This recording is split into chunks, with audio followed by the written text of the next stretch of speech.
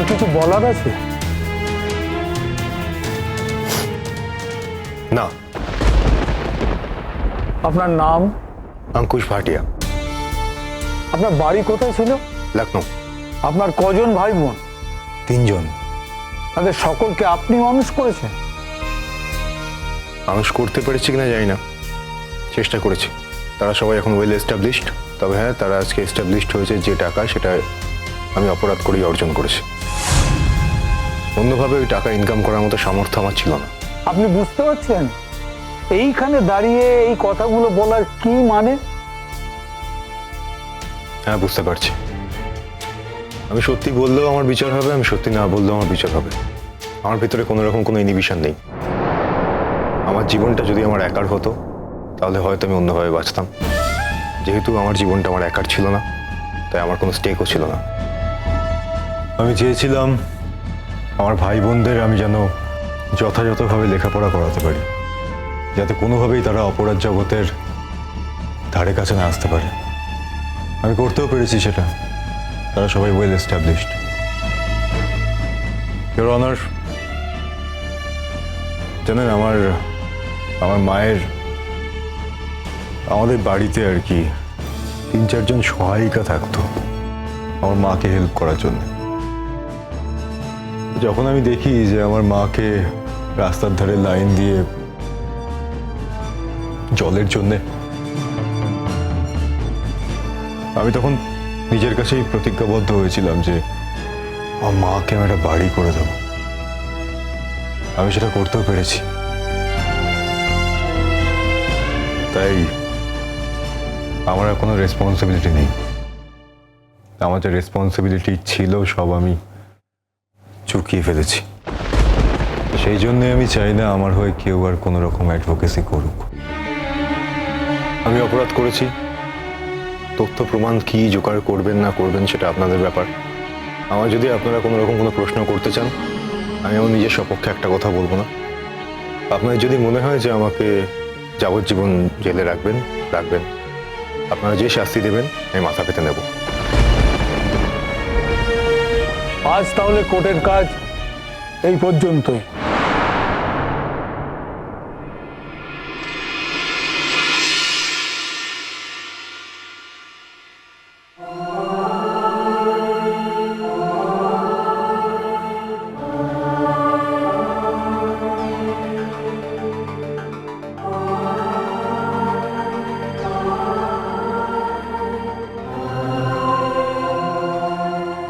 কেমন আছেন? দিব্যি আছি। আপনি আবার এই দুঃসাহসটা দেখাতে গেলেন কেন? কেন আমার হয়ে কথা বলতে গেলেন? আপনি তো আমাকে কোনোদিনও দেখুন, আমি যে অপরাধ করেছি তাতে আপনি আমাকে কোনোভাবেই বাঁচাতে পারবেন না, আর আমি বাঁচতেও চাই না। সেটা না হয় আমি বুঝবো। আমি একটা সোজা প্রশ্ন করেছি আপনাকে, কেন করছেন এটা? উত্তরটা যেদিন ছাড়া পাবেন সেদিন দেব।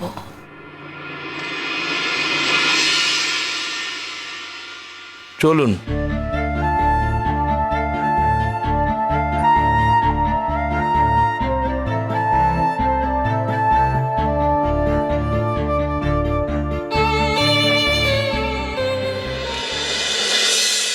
ও মামা, মামা, মামা,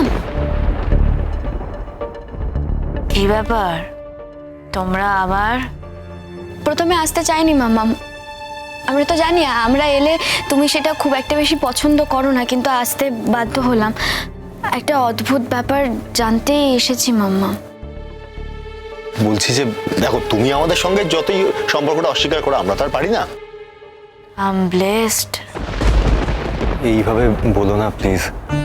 দেখো, তোমার সঙ্গে আমাদের দূরত্বটা এতটা বেশি হয়ে যায়নি যে, আমি জানি আমরা অনেক ছোট তোমার থেকে, কিন্তু তাই বলেছে তোমার প্রতি আমরা কনসার্ন নই, মানে এরকম কিন্তু নয়। আমরা খুবই কনসার্ন। সেই কনসার্ন থেকে আমরা অনেক কিছু বলে ফেলেছি, করে ফেলেছি। তোমার ভালো চাই। দেখো ঋতুরাজ, কি ছিল না ছিল, কি হয়েছে না হয়েছে, সবটাই তো আমার জানা। মাম্মাম, আমি তো সরি বলেছি বলো। আমি আগের দিনও তোমাকে কত করে সরি বললাম মাম্মাম। প্লিজ এসব কিছু আর মাথায় রেখো না, প্লিজ ক্ষমা করে দাও মাম্মাম। মানে কিন্তু আজকের এই ব্যাপারটা মানে যেটা জানতে আমি একটা কথাই বলছি, কোনো প্রশ্নের উত্তর দিতে আমি বাধ্য নই।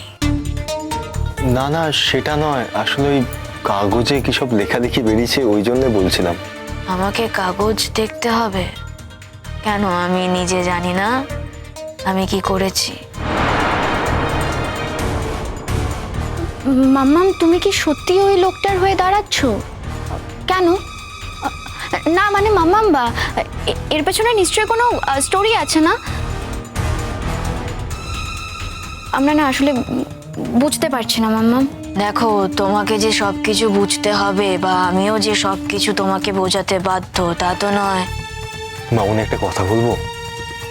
দেখো মামনি, তোমার মেয়ে হয়তো কথা বলতে গিয়ে অনেক ভুল কথা তোমাকে বলে ফেলেছে, তোমার তাতে কষ্ট হয়েছে, আমি সবটাই স্বীকার করছি। কিন্তু যা করেছে ও কিন্তু আউট অফ কনসার্ন করেছে। ও তোমার সঙ্গেই ফাইট করেছে, কিন্তু সেটা তোমার ভালো চেয়ে। মনে হয় তুমিও এটা বিশ্বাস করে যে তুমি ওকে যেভাবে মানুষ করেছো ও তোমার কোনো খারাপ চাইতে পারে না। আর দেখো, আমরা যখন এইগুলো নিয়ে বুঝতে পারিনি, তারপরে পেপারে হঠাৎ করে দেখলাম এরকম লেখালেখি হচ্ছে যে ব্যাপার। আচ্ছা, একটা কথা বলো, তুমি তো এই লোকটাকে ধরিয়ে দিয়েছিলে, কারেক্ট? তারপরে আবার মানে এটা কি কিছু বুঝতে পারছি না, মানে আমরা তোমাকে বুঝতে পারিনি, একেবারেই বুঝতে পারিনি, আমরা সেটা স্বীকার করছি, তার জন্য ক্ষমাও চেয়েছি, কিন্তু সেটা ভেবেও আমরা তোমাকে জাজ করেছিলাম। কিন্তু হোয়াট এভার ইট ইজ, আমরা সবকিছু নিয়ে তাও একটা শান্তি খোঁজার চেষ্টা করছিলাম। ঠিক সেই সময় কি না, হঠাৎ করে একটা উল্টো খবর পেলাম আসলে, সেই জন্যে। তুমি ওই লোকটার হয়ে অ্যাডভোকেসি করছো? দেখো, তুমি আমাকে ভুল বুঝো না, আমি অন্য কিছু বলতে চাইছি না। আমি জানি তুমি আমার থেকে বেটারই বুঝবে, তাও মানে আমাদের মনে হচ্ছিল যে এতে যদি তোমার ইমেজ নিয়ে আবার কথা ওঠে। একটা কথা বলবো? কেন ভাবছো এত ইমেজ নিয়ে? ও, সম্মান থাকবে না তোমাদের?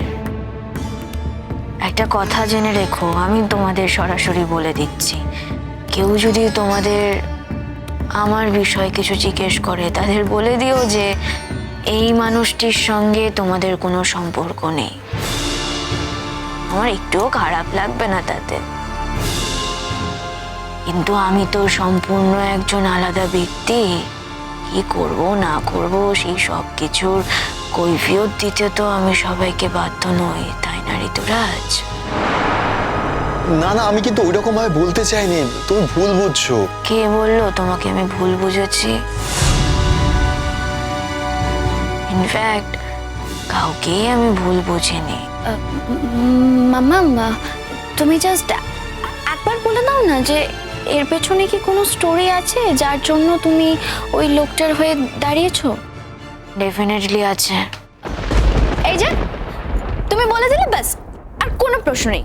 হ্যাঁ, নিশ্চয়ই কোনো স্টোরি আছে। আগেরবার যেমন তুমি ওই লোকটাকে ধরার জন্য ওই লোকটার সঙ্গে এতটা বেশি ইনভলভ হয়েছিলে, তুমি অ্যাক্টিং করছিলে, এবারও তুমি ওই লোকটার হয়ে ফাইট করবে, তার কারণ যাতে তোমার কাছে অনেক বেশি এভিডেন্স চলে আসে, যার জন্য তুমি ওই লোকটাকে যাবজ্জীবন দিতে পারো কিংবা ফাঁসিও দিতে পারো। রাইট মামা? দেখো, আমরা কিন্তু শুধু এতটুকুই জানতে চাইছি, আর তাছাড়া কাগজে কি লিখলো না না লিখলো সেটা বড় ব্যাপার নয়, মানে তুমি যেটা বলবে সেটাই বড় কথা আমাদের কাছে। আমি এটা নিয়ে আলোচনা করতে চাই না। না মামাম, আমি জানতেও চাই না ডিটেলে। ইনফ্যাক্ট ওই তো ঋতুরাজ আমাকে বলেছে যে আমাদের মধ্যে কথাও হয়েছে যে অনেক ব্যাপার কনফিডেন্সিয়াল রাখতে হয়। শুধু একটা কথাই জানতে চাইছি যে তুমি যে লোকটার হয়ে ফাইট করবে বলেছো, নিশ্চয়ই কোনো গল্প আছে, তাই না মামা? 100 বার আছে।